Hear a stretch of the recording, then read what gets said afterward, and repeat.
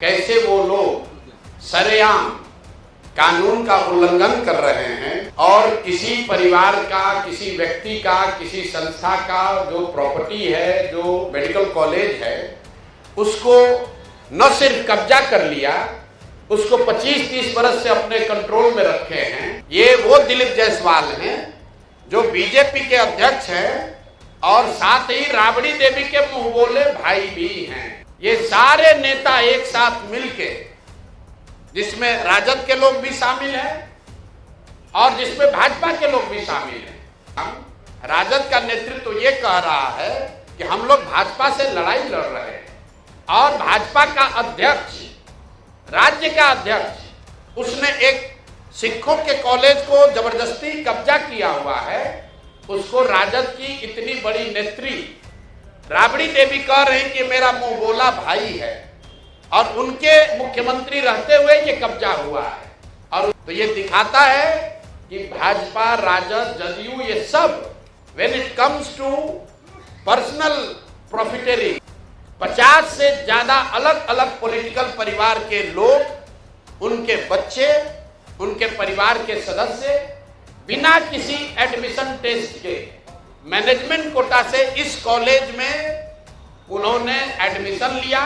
जब भी पिछले 25 वर्ष में दिलीप जायसवाल को कोई परेशानी हुई, जिससे भी परेशानी हुई, उस व्यक्ति को, वो चाहे राजनीतिक नेता था या पत्रकार था, पुलिस वाला था, जुडिशरी का था, या तो उसको पैसे और बल से दबाया गया।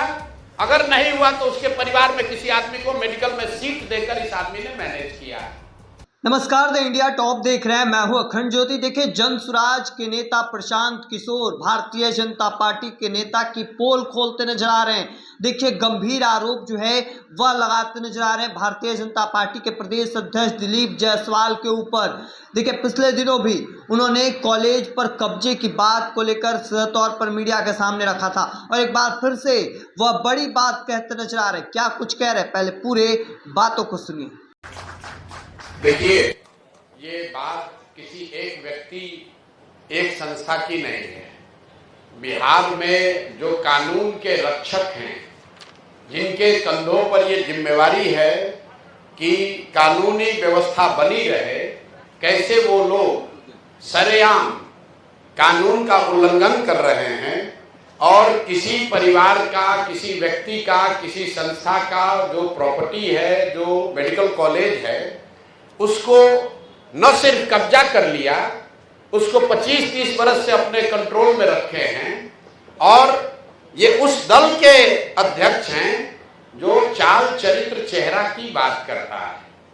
ये वो दिलीप जायसवाल हैं जो बीजेपी के अध्यक्ष हैं और साथ ही राबड़ी देवी के मुंह बोले भाई भी हैं।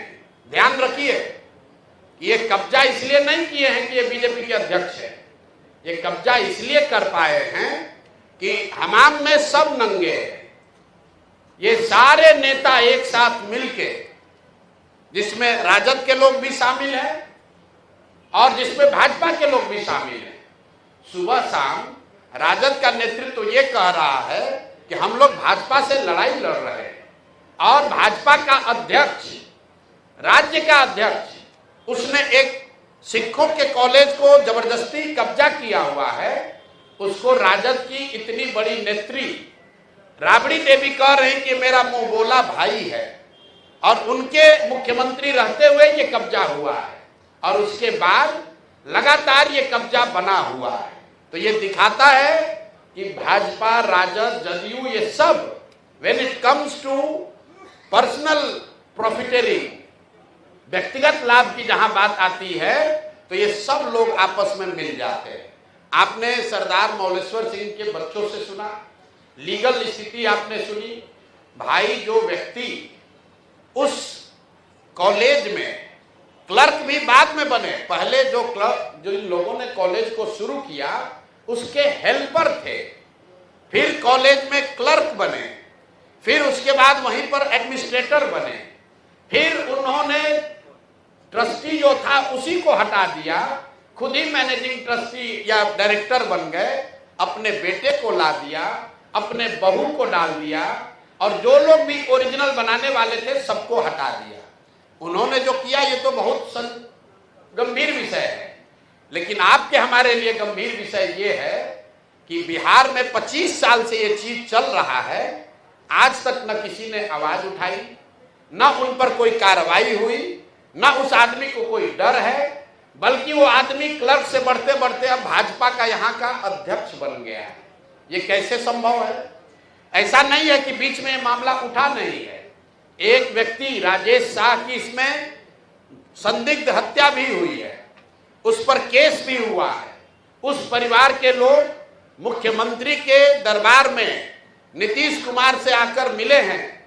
नीतीश कुमार ने उस पर जांच की बात कही है, और जिस एसपी ने साहब को, ये दिलीप जायसवाल को क्लीन चिट दिया है, अपेरेंटली उन्हीं की पत्नी के बारे में कहा जा रहा है कि उसको मेडिकल कॉलेज में एडमिशन देके उनको एमबीबीएस कराया गया है।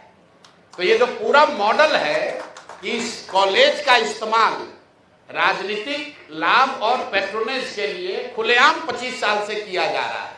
अब एक आंकड़ा सुनिए, 50 से ज्यादा पॉलिटिकल लोगों के परिवार के लोग, एक तो नहीं, 50 से ज्यादा अलग अलग पॉलिटिकल परिवार के लोग, उनके बच्चे, उनके परिवार के सदस्य बिना किसी एडमिशन टेस्ट के मैनेजमेंट कोटा से इस कॉलेज में उन्होंने एडमिशन लिया, वहां से मेडिकल की उनको डिग्री मिल गई, और वो सब दिलीप जायसवाल को बचाने और मदद करने में लगे रहे।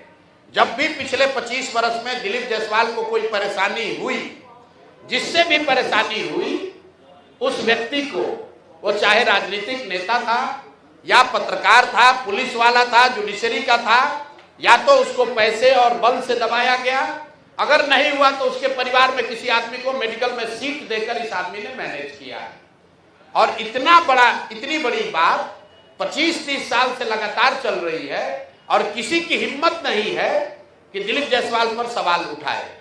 तो जन सुराज ने तय किया है कि हम लोग इस मामले को न सिर्फ उठाएंगे, बल्कि इसको समाज में, जनता के बीच रखेंगे।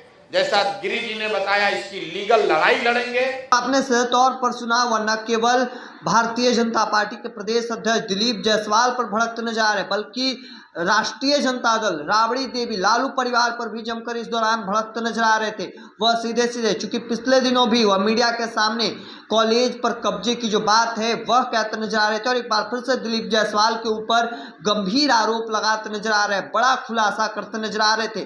क्या कुछ कहना था वह भी आपने सुना। तब तक के तमाम अपडेट को देखते रहने के लिए इंडिया टॉप देखते रहे। धन्यवाद।